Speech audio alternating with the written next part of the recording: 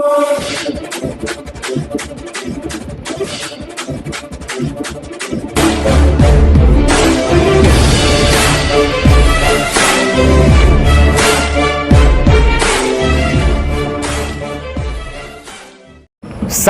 जय किसान। मैं रवि आजाद। साथियों, किसान आंदोलन के जो अब एक जन आंदोलन बन चुका है, उसके 8 महीने पूर्ण हो रहे हैं। सभी देशवासियों को दिल से सैल्यूट है और सभी हमारे शहीद किसानों को नमन है, उनकी शहादत को नमन है। देश के कृषि मंत्री जिन्होंने पूरा ठेका ले रखा है, जो एक एजेंट बन करके और देश से खेती किसानी को खत्म करने पर तुले हुए हैं, वो फिर सदन में बोले, एक सवाल के जवाब में बोले। और साथियों, किसी ने पूछा कि आंदोलन में कितनी मौतें हुई हैं, कितनी शहादतें हुई हैं। कृषि मंत्री नरेंद्र तोमर जी बड़ी बेशर्मी के साथ ये जवाब देते हैं कि आंदोलन में हुई मौतों का, शहादतों का हमारे पास कोई रिकॉर्ड नहीं है। हम नरेंद्र तोमर जी को और उनकी सरकार को यह याद दिलाना चाहते हैं कि आपकी सरकार तो 70 साल का हिसाब मांग रही है। 70 साल वालों के पास 7 महीने का हिसाब नहीं है। तोमर जी, आपको शर्म आनी चाहिए। आपकी सरकार को चुल्लू भर पानी में डूब के मर जाना चाहिए, जो आप इस तरह की बात देश की सर्वोच्च और सबसे बड़ी पंचायत के अंदर कह रहे हैं। तोमर जी कि ये सरकार चला रहे हैं आप या सर्कस चला रहे हैं। जितने हमारे ज्यादातर मोर्चे हैं वो भाजपा शासित प्रदेशों में हैं।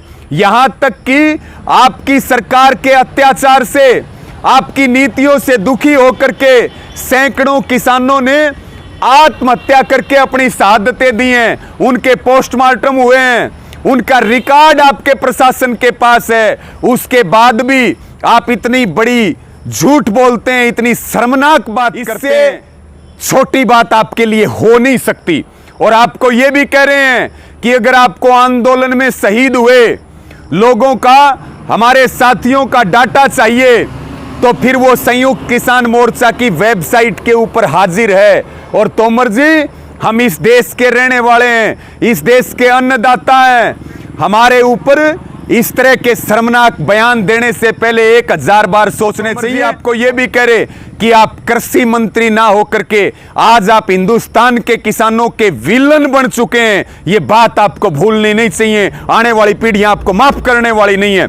दूसरी बात साथियों, दूसरी बात, तोमर जी ने कल 25 जुलाई को एक बात बोली कि जो देश के किसानों की किसान संसद लग रही है, आज महिला संसद लग रही है, जो संसद को एक आईना दिखा रही है कि जो प्रस्ताव हम यहां पारित करें, क्योंकि संसद को बनाने वाले हम हैं, संसद को बनाने वाला देश का किसान गरीब मजदूर है। उन प्रस्तावों को, यानी कि 3 काले कानूनों को रद्द करने का प्रस्ताव, एमएसपी का प्रस्ताव जो किसान संसद और महिला संसद ने रखे हैं, उनको देश की संसद में पारित करवाइए। ऐतिहासिक कदम है। पूरी दुनिया में वाहवाही हो रही है किसान संसद की और महिला संसद की।